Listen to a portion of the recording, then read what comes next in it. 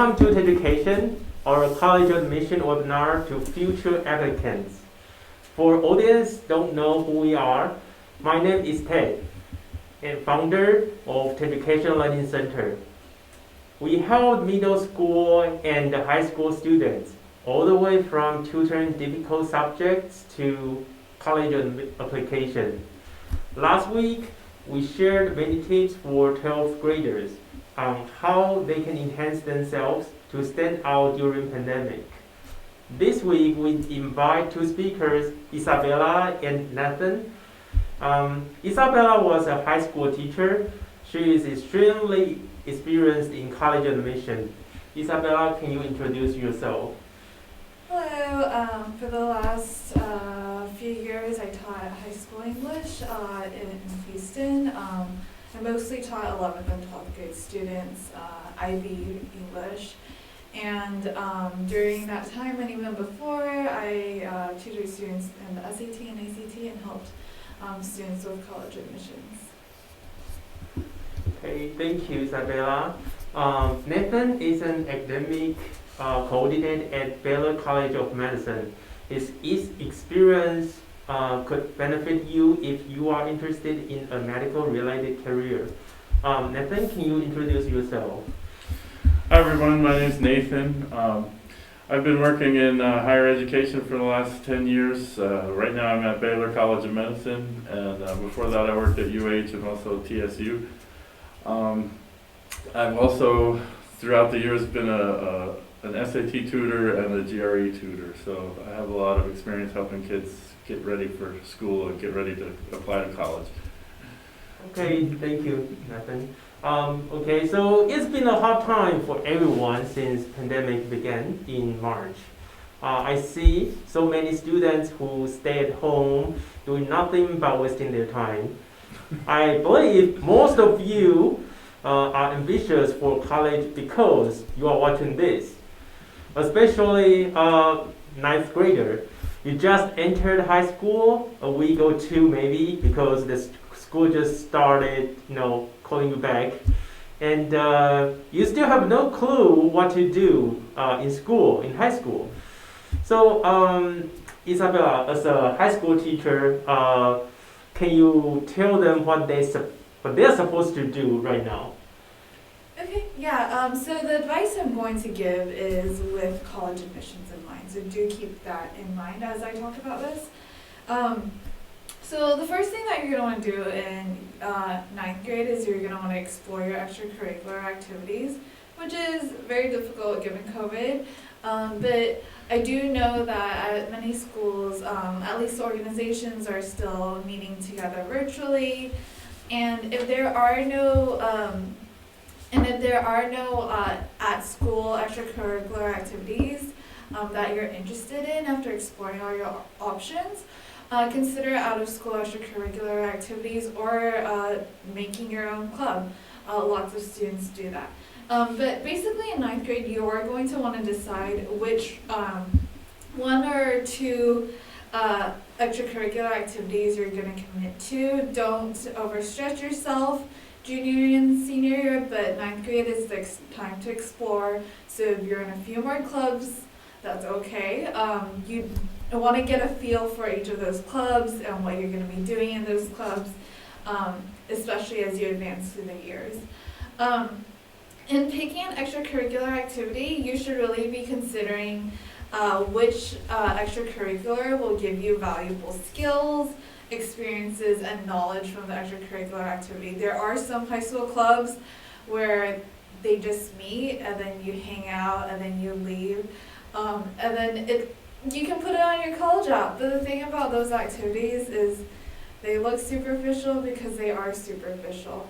And one of the things that you're really going to want to do in your high school career and just in life in general is you want to accumulate valuable skills and experiences.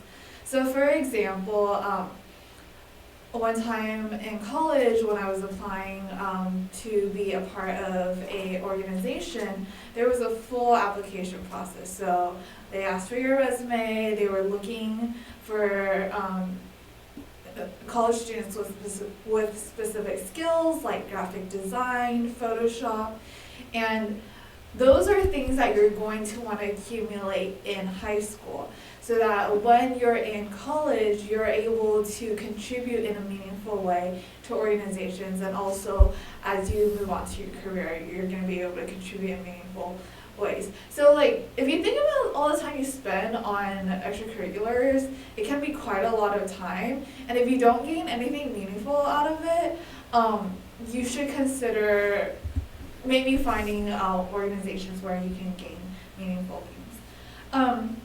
Also look for service opportunities, look for community service, because you're going to want to start early, and very often for the more competitive community service opportunities in Houston, you're going to be applying fall semester of your 9th grade year. So like if you're volunteering, if you're going to want to volunteer at a hospital, such as MD Anderson or Memorial Hermann, those opportunities are pretty competitive and you apply early, so it rewards those that are proactive and take initiative. You don't know what that looks like given COVID, but just be on the lookout for those opportunities, even if they're not available now, because when COVID goes away, hopefully soon, those opportunities are going to be back up, and there's going to be a lot of need for volunteers everywhere in the community. And you're going to want to consider the volunteer opportunities that you'll commit to long term. So colleges like to see commitment from students, and that means commitment over quite a few years. They don't want to see someone that's tried a lot of things but hasn't learned how to commit. So consider that when you're thinking about volunteering opportunities and researching volunteer opportunities. Another thing you're going to want to do during your freshman year is you're going to want to look at colleges you might be interested in. You're a freshman, so you're just entering high school, and college might seem like it's very far away. But one of the things about only looking at colleges during your junior and senior year is by then your GPA has pretty much solidified, your extracurriculars has pretty much solidified, and you're going to be playing a catch-up game. So it's best if you look at colleges right now, see what their required documents are for an application, look at their freshman class profile. It'll show you typically the average or median GPA and SAT or ACT score, and that way you can have some sort of an idea of how you need to position yourself, so that come junior year and senior year, when you're really starting to prepare for college applications, you have the right resume for the colleges that you want to apply to. So do make sure to take a look at those colleges now. Also, one of the things about 9th grade is you're adjusting to high school. So take 9th grade and also 10th grade to learn how to adjust to high school. It's going to be harder than middle school, but the thing about 9th grade and 10th grade classes is they're usually a little bit easier than your 11th and 12th grade classes. High school will get harder, unfortunately. So you're going to want to build your work ethic, build your study habits, no matter what your friends say about, oh, I procrastinated and started studying at 11 last night and I got an A and I got 100. That's great for them, but the thing is, a work ethic, like a solid work ethic, is going to serve you so much better in the long run, and procrastination and laziness is a habit. So don't fall into going along with what they say. Just in one ear, out the other, and work on your own character and your own study habits, your own work ethic. And you're also going to, if high school is a little bit difficult and if you're in any classes where you don't understand something, that's okay. It's going to be harder than middle school, and you are going to, in those situations, ask your teacher, sign up for tutoring.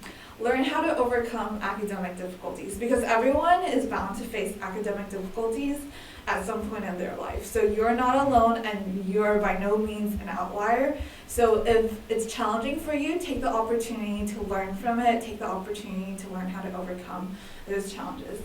But if you're on the other end of the spectrum where classes are easy, for you guys, definitely work on your work ethic. Don't let your talent get the best of you. Your talent should always be balanced by your work ethic.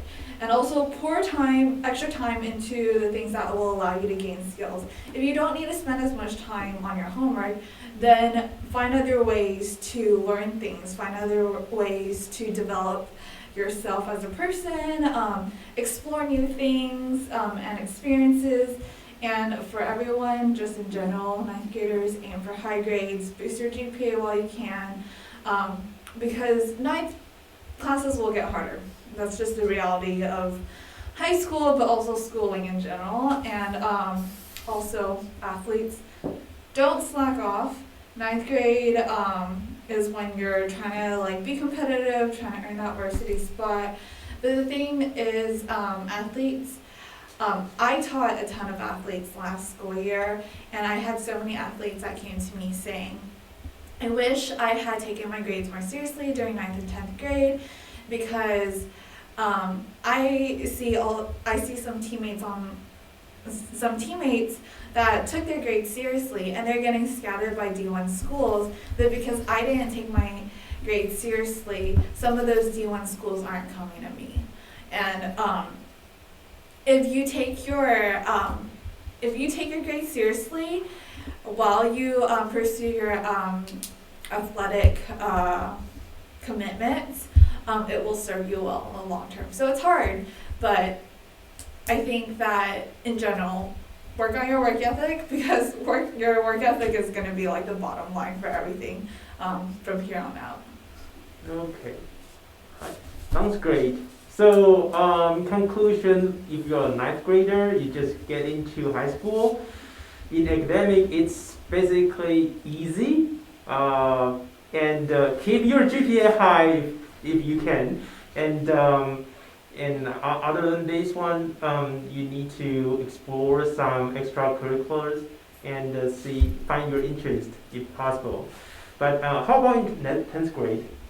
It should be harder than 9th grade. So how do students to find their balance in high school life into 10th grade? Yeah, so in 10th grade, it's a little bit similar to 9th grade. You're building on the same foundations that you are setting in 9th grade. So one of the things that you're going to want to do in 10th grade is you're going to want to look at colleges again. See if there's colleges you want to rule out or add to your list based on your interests, because you should be getting to know yourself a little bit more, what classes interest you, what classes don't interest you. I would say that probably just add to your list for now. You can rule out colleges from your list come along in 12th grade, because maybe your interests will change, but adding to your list is something that you want to do. Look for a summer activity in 10th grade that is more specific to your interests, and something that is more productive in 10th grade. In 9th grade, it's kind of okay to somewhat waste your 9th grade summer. Like, you're still exploring, so if you make mistakes while you're exploring, and if you don't choose the right one while you're exploring, that's okay. But 10th grade, take it a little bit more seriously and try to align it with your interests. Things like shadowing summer camps at a local university, volunteering somewhere that is specific to your interests. For example, when I was in high school, I was interested in nonprofits working with human trafficking, so I reached out to a local nonprofit and asked them if I could volunteer and help around the office for a summer, because that was something that I was thinking about doing in as a future career. So you're going to want to look for things that will stretch you a little bit, but also, do have fun. Because I think that these things, while they might be more serious than hanging out with your friends or like watching the movies, I do think that you can get a lot of fun out of them. So don't take things that seriously, but do be purposeful. Do be purposeful when you're choosing to do things. If you are taking an AP class during 10th grade, such as world history, and you are aiming for a college that requires an SAT subject test, many of the Ivy Leagues do, then take the SAT subject test for world history. It will give you a sense of SAT subject tests, and usually you'll take these either in May or June after or around the time that you take your AP test, because your teacher should prepare you pretty well for the subject test just by preparing you for the AP test. And also take 10th grade and 9th grade really, but take 10th grade to build communication skills with adults by getting to know your teachers and your sponsors for your extracurriculars. In your extracurriculars, you should be narrowing down the number of extracurriculars you're involved in. You should be positioning yourself to apply for leadership positions and get a leadership position in either 11th or 12th grade. So as you go into leadership, you're going to have less time to do every single extracurricular activity under the sun. So kind of narrow it down, be more committed to a few things, and do those things well. During 10th grade, many students will take the PSAT. Usually your school will offer it. Some schools, I know HIC as a district has done it traditionally. While this PSAT doesn't count, you shouldn't sleep through it. I have unfortunately proctored PSATs and SATs where students have slept through it. But use it as an opportunity to practice the test, because with any standardized test, the more you practice the test, the better your score will be. So you don't even have to pay for it, and it's like time that you're already going to be spending in the room. So take it a little bit seriously, and then know that summer after 10th grade, you should be preparing for the ACT and SAT, and prepping for the PSAT that you will take during October of your junior year, because that will count for national merit. Okay. I know one of the kids I'm tutoring, he's taking PSAT like prep cases from school this morning. Okay. Yeah, but he's in a charter school. I'm not sure if that's the same schedule with other schools, but it seems like not really prepare for that. Just try to familiar with the test skills for this year.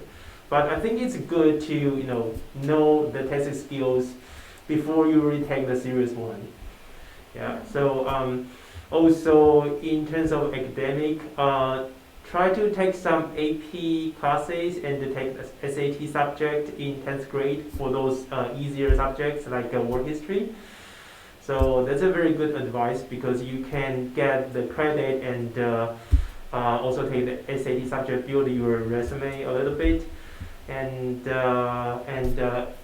try to do the extracurriculars and start to pursuing a leadership position at 10th grade later.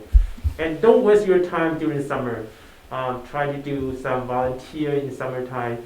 I know some people even do the volunteers in school during school times. That's very ambitious. I feel that's okay. So so far, if the I have a question for the students. I know some people, they start to find a private tutor because they feel they don't like their school teachers in the specific subject. It could be because the teacher is from a different, he has another specialty, not at that subject, or maybe they just don't like the teaching style. So how would you recommend the students to do to survive under this situation? Yeah, I will say that everyone has good and bad teachers, and everyone has teachers that they mesh with, and those that they don't. I think it's important, just in general, to learn how to communicate with any sort of person, whether you mesh with them or not. But also consider the fact that you are spending 180 hours in a given class in a school year. And with those 180 hours, and 180 hours is a lot of time, you can spend it socializing or being productive. So a lot of people, I definitely did this when I was in school, and I had a teacher that I maybe wasn't learning that much in their class. I would talk to my friends. But in retrospect, and this is one of the things that I really regret, in retrospect, I'm like, I spent 180 hours not really learning anything that I've kept. And then I've done that for multiple classes, for multiple years.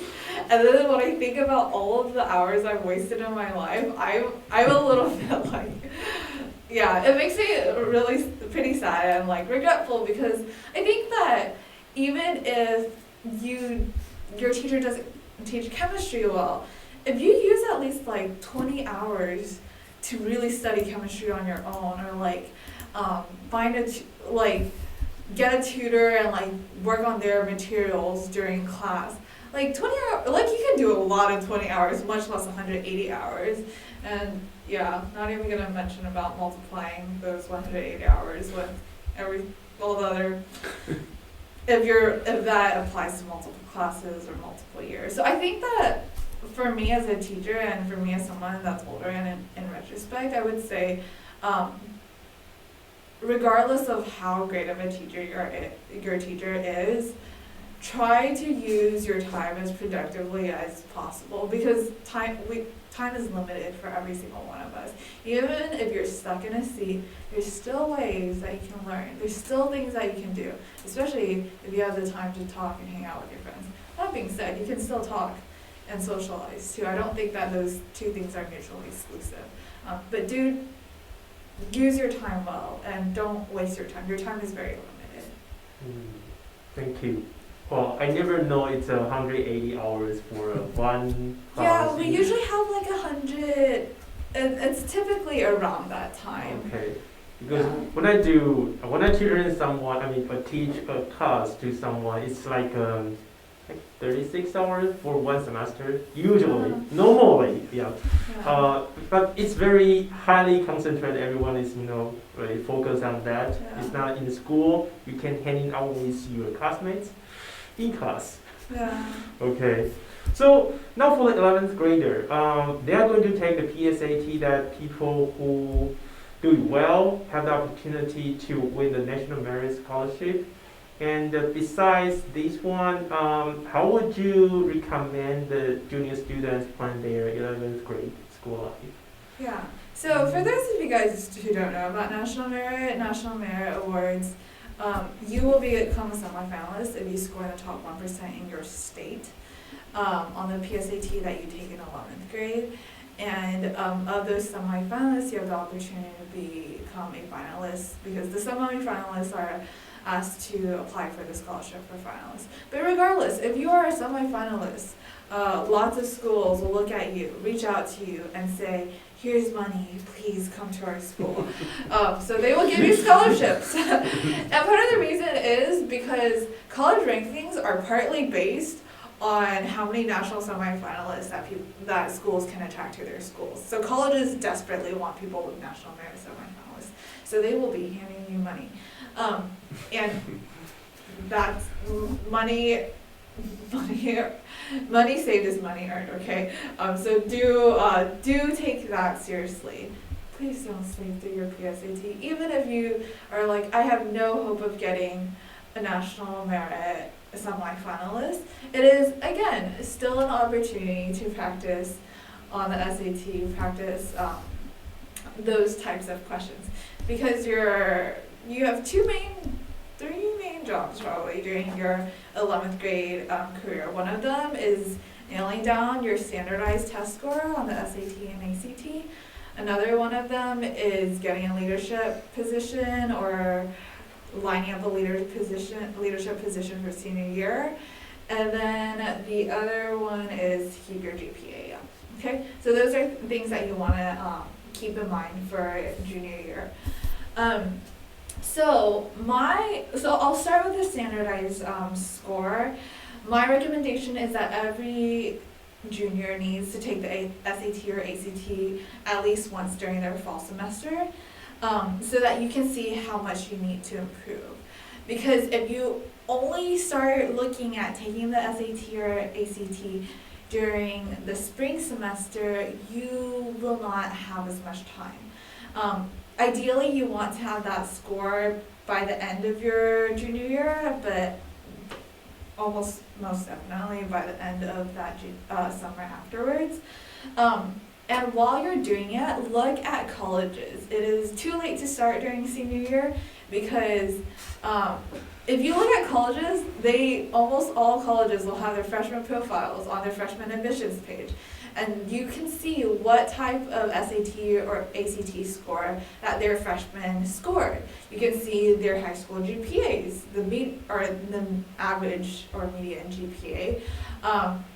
And that will help you figure out, okay, I'm scoring at a 1050 on the SAT, and they really look at students that have the 1250 range. If I take that test during fall semester and realize I have a 1050, I know exactly how much I need to improve by the end of the school year. So you need to look at those colleges, and you need to look at their freshman admissions pages.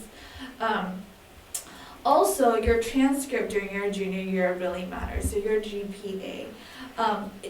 The reason why I say it really matters during junior year is college admissions officers will probably be looking more at your junior year scores than anything, because it is a good predictor of college readiness. Because during your junior and senior year, that's when most people are taking advanced classes. That's when most people are taking the AP and IB classes. So those classes have some standard of rigor. And those classes, when they advertise those classes, they say those are classes that will give you college credit, and they will give you college credit. And colleges will see those classes as, oh, if you're getting an A on an AP class, then you're probably going to be pretty competitive. You'll probably do pretty well in a college class. So that's why they look at those junior year grades. So make sure that you keep your grades up. And another thing is, if you are taking AP and IB classes and you're, again, going to a college that needs SAT subject scores, take those tests during May and June, because you're preparing for them essentially by preparing for the AP or IB test. But the thing about SAT subject tests and SAT tests to keep in mind is that if you're using your May and June SAT dates to take an SAT subject test, then those are 2 fewer opportunities for you to take the SAT. So for spring semester, you only have so many opportunities to take the SAT. I think usually it's been January and March, and then May and June, and then suddenly you're into summer, and then the next time you have to take the SAT is August, which you should be knee-deep in college applications by then. So this is why, take your standardized tests early, try to get the scores out of the way as early as possible. Because you can't take the SAT and SAT subject in the same sitting, and you might need to use your May and or your June sittings to take SAT subject tests. Let's see. The other thing that you are going to want to do during your junior year is you're going to want to make sure your teachers get to know you, because when you're asking for a letter of recommendations, you'll probably be asking your junior year teachers, partly for the same reason as your transcripts. These are teachers that see how well you do under the rigor of advanced courses like AP and IB classes. Usually in 9th grade and 10th grade, high schools and college colleges expect that you're adjusting to high school life. But by junior year, you should get the hang of things. And they really want to see students, they really want to have an idea of what the student will look like when they step onto the college campus. They can't really ask the senior year teachers because the senior year teachers know you for maybe like a week or two, or maybe like a month at max, one semester before you submit your college application. So they only know you for a limited time. But your junior year teachers know you for at least a full year. So that's why you're going to want to ask for a letter of recommendations, primarily from your junior year teachers. You're going to want to ask them probably from your teachers of core academic classes, because those have some standard of rigor. And ideally, you're going to want to ask a teacher that knows you for more than 1 year. So if you have the privilege of having a teacher for multiple years, do ask that teacher. They can testify as to how you've grown over time. But the reason why I emphasize the importance of letter of recommendations is because, one, I had to write a lot of them, but two, as I was writing letter of recommendations, I realized a few things about the students I was writing letters of recommendations for. One, most teachers have a letter of recommendation template. I'm just putting this out there. You're going to want to make sure you're the student that the teacher says, oh, I don't think that template is sufficient. I'm going to write a little bit more. And when they write a little bit more, they rely on specific stories that they can tell about you.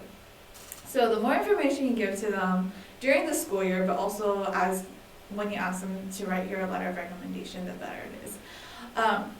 But you're also going to, like a teacher is, you're also going to find out that if you have done nothing in their class but be a straight A student and you haven't misbehaved and you've just been a good student in their class, but you haven't really talked to your teacher because your teacher's a little scary, all your teacher can write about you is that they were a good student, they didn't have misbehavior problems. That is exactly the same thing that is on your transcript. So why ask that teacher for a letter of recommendation? Your teacher needs to know who you are. So for the students that I knew that were struggling with friends, or like were struggling with another teacher because the teacher was acting inappropriately, or if the teacher was gossiping and they were like, oh, I don't really like that, or for the student whose dad had cancer, for the student who really turned his grades around between sophomore and junior year. Those are students that I can actually write more meaningfully about, and those are students that if I really get to know them, like I will want to do that. So ask your teachers to go to your sports games. I went to a lot of football games, I went to soccer games, basketball games, baseball games, softball games, water polo matches.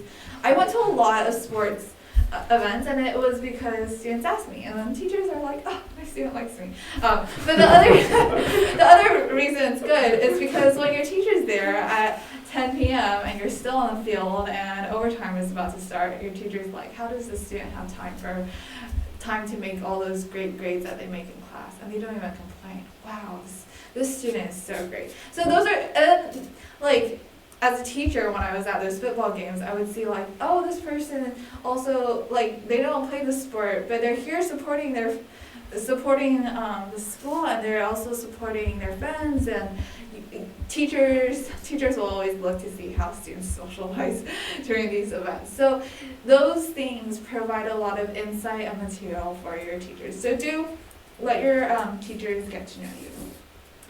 And it's more important for your teachers to know you than for you to know your teacher. So it doesn't really matter that you know 20 things about your teacher that no one else knows. They can't use that. They're not writing their letter of recommendations on themselves. They're writing their letter of recommendations on you. So make sure that they know you. And then the last thing is make sure that you are trying to get a leadership position. So if you don't have one junior and junior year, make sure that junior year you position yourself to get a leadership position during senior year. Not just because it looks great on college application, but in every career you're going to have to work in groups, you're going to have to learn how to collaborate, you're going to have to learn how to take the initiative, how to encourage people that aren't as proactive. That's in every single career, and you're going to use this in life. So that's what a leadership position offers, other than something to put on your college application resume. Okay, so 11th grade is a very important and busy year. You have to do a leadership position in extracurriculars, and you have to not only know your teachers, you have to let your teachers know you. Okay, that's very important. And you have to take many difficult subjects like AP subjects. So if you are learning from the beginning, you probably know you have to do some community services. Do that early, like in 9th or 10th grade, because you're gonna have limited time in 11th grade. So so you need to really prepare your high school life in order to make your resume yourself stand out from your classmates. All right. So far we are talking about what you need to do from 9th grade to 11th grade, and we already mentioned what you need to do in 12th grade, but it's kind of late if you are 12th grade and then you know these skills. It's already too late, so start from now. Nathan, do you want to share something with our audience, like in terms of if they are targeting medical profession or career? Sure. Like I said, I work at Baylor College of Medicine, so I know a lot about how the students get ready to come to medical school. If you're like me, you had no idea what you wanted to do when you were in 9th grade, so sometimes I met a few students who did know what they wanted to do, and they really, really wanted to go to medical school. So one of the things that you can do, like Isabella said, is like during your 9th and 10th grade, that is your foundational years. That is your foundation of your GPA. You want to keep that high. And also, like Isabella said, that's when you build your work ethic. That's when you build the good habits, your study habits and all that during 9th and 10th grade. But another thing you can do during that time is gain a wide variety of experiences, because on your application, especially if you're decided to go into a science or to medical field or something like that, they want to see that you really are interested in those things. So your experiences have to show that you are interested in a science background or a medical background, to show that you're very serious about this career and going to medical school. So on that note, what I would suggest for you to do is to have experiences, like Isabella said, such as shadowing or volunteering. If you could do that with somebody you know, like a doctor or a vet or at a hospital, those would be excellent experiences. But also, you need to bone up on your sciences, because in medical school, it's very it's all science focused. So if you can do things, especially on your summer, such as summer science camps and things like that, that would enhance your application. And here in Houston, we have at the University of Houston, they have a center called the STEM Center. So STEM, I'm sure everybody knows, is Science, Technology, Engineering, and Math courses. And so what they do is they have programs for high school and middle school students to give them exposures to different kind of science topics. And it's a great resource for you to find to get that special experience on your resume or on your application that shows that you are interested in the sciences. So I would encourage you if you're from here in Houston, to look at that. But everywhere, your local university will have, I'm sure, will have some kind of program that deals with STEM. And a lot of high schools now actually have a STEM coordinator in there. So I would encourage you to ask them questions about how to get you experiences such as internships or summer programs to give you that science edge, because that's what they're looking for. To show you're serious and to show you have the experience, and that completes your application package. I want to talk one other thing about AP courses, because if you're really serious and to going to medical school here in Houston, or here in Texas, we have a program called the JMP program, the Joint Admissions Medical Program, which helps high schoolers and when you first get into college, to get you on a track to get you into medical school. One of the major requirements for that is to, before you even get to college, to already have 27 credits of college credits, and that's about a year. And so to do that, how do we do that? You have to take a multitude of AP courses to get that many. About 9 or 10, I think, would get you that amount. And so when you're in 10th grade, if you have an opportunity to take an AP course, definitely do it, because by the time you're in 11th and 12th grade, you're not going to have time to take extra ones. So you want to take as many as you can, as early as you can, if it's available and if it's possible for you. Because that's one of the major requirements to get into this program. It shows that you're serious already. You already have a year's worth of college credits, but by the time you graduate high school. And the time to do that is before 11th and 12th, or before 12th grade, because if you have a solid foundation in 10th and 11th, then it would be no problem to get that. The other thing you have to do is take the SAT. You must take the SAT to get into this program and have a good score. And so if you can take it early and know where your deficiencies are, then you can study and take it again later. A story on that, on why it's important to prepare early. This year, because of COVID, a lot of the SAT offerings were canceled in the beginning, and I know a student who's a senior now who just took his SAT a couple of days ago, because every time he wanted to take it, it was canceled, and he hadn't signed up early enough. And so you never know what's going to happen, so preparation is very important, especially on the SAT.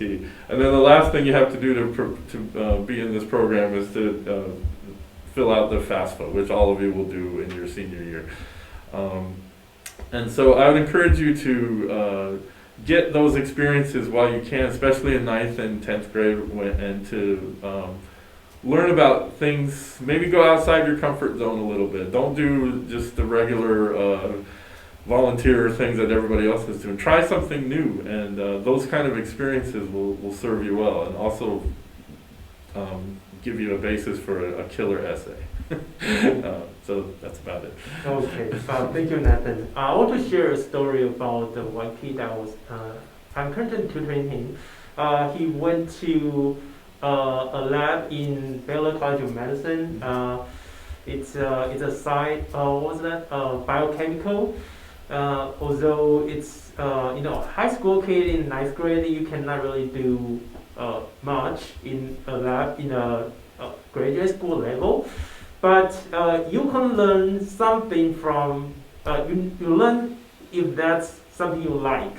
It's not forcing you to do volunteer or like an intern. It's you need to exposure yourself into the environment. So you know if you're gonna like that. If you don't, you can switch that. You can go to maybe law or maybe some business school. But be prepared as early as possible. So there's so many things that Nathan shared. I cannot conclude them in a short sentence. So we will add this one on YouTube channel and post that later. And thank you everyone. And so in the end, I want to thank everyone to watch us. And Thank you, Isabella. Thank you, Nathan. So bring us so much information toward the college, and thank you, everyone, audience. Because of you, we can have this live video. All right. We are Education Learning Center, and we provide college essay editing. If you still have the need, you can contact us. You can message us from the Facebook Messenger. And if you are preparing a SAT test, you can contact us. I tutored one kid. He was in 12th grade, and he was in like 1,000 in the beginning. And he asked me the last minute because he has to improve to like 1150 or 1200, I believe. And he improved 200 in just 1 week.